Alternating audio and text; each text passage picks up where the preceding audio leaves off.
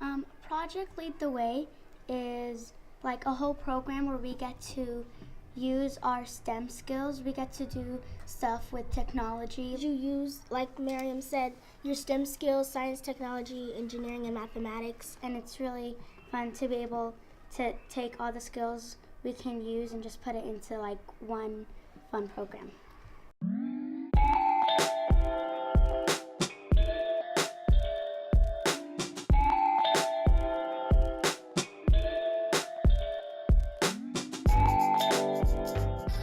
Project Lead the Way to me means opportunity.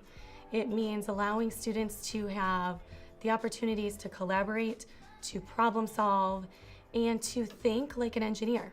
And they're problem solving and learning without even knowing that they're learning. We quickly realized that it was much more important to create hands-on science and engineering activities for our students, and having the technology as a resource to be able to have those types of activities and lessons in their classroom. And that's when Project Lead the Way came in. I remember when I first started teaching science, it's all about showing them everything. Like, you just watch the fun experiment that I'm doing. And with Project Lead the Way, the students get to be involved and hands-on, and they get to use the materials. They get to develop their problem-solving skills and their critical thinking skills. As a teacher, my goal is to help my students make the world a better place. So when they get to have the hands-on experience and they get to develop their critical thinking skills, it's so wonderful to see. Also, their excitement and their enthusiasm for these engineering tasks are wonderful to see in the classroom. Their ability to communicate is really impacted because they have to explain their thinking. They have to use logic in order to explain and in order to problem solve.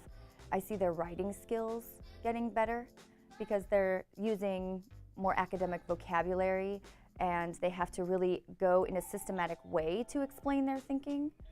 All around, their engagement gets a lot better because they see the importance of their skills that they're learning in the classroom.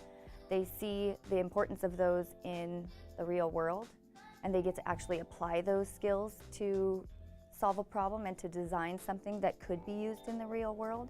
You know, it's really amazing to see how the kids can use all the things that we teach them in the class independently on their own when you give them a project that interests them. And so they're asking questions, they're researching it, they're answering their questions, and they're revising the answers to their questions, which is really that critical problem-solving component that really is part of Common Core. When they first start, they're not used to being able to really think for themselves. When something doesn't work right, they come to me right away all the time. You know, it's not working. How can you fix it? And it's so fun to see, that I get to just use questions like, how have you tried to fix it? Or what different things have you done? How have you troubleshooted? Which wires have you, changed around to see? And to put it back on them, which is new to them. They're used to, like, something doesn't work right, bring it to my parents or bring it to the teacher and everybody fixes it for me. But that isn't how the real world works. And so they develop those skills, and then as you start working more with the modules, you see that they don't do that anymore. They're like, they come and tell me it didn't work at first and this is what I tried and now it works. And so it's just really exciting to see them develop those critical thinking and problem solving skills. I feel like it was really fun because I got to watch all these movies where they're scientists and they do all these experiments and they do all these really cool stuff. So it was really fun kind of doing it myself, and I felt like a real scientist even though I'm just a fifth grader. It starts here, but it goes all the way through to college. So our students really are engaged in awareness, hands-on collaboration activities, which will continue to grow and build upon from elementary to middle school, high school, and college. The students are writing, reading, they're citing, they're doing research, and that now is carrying over to language arts and math.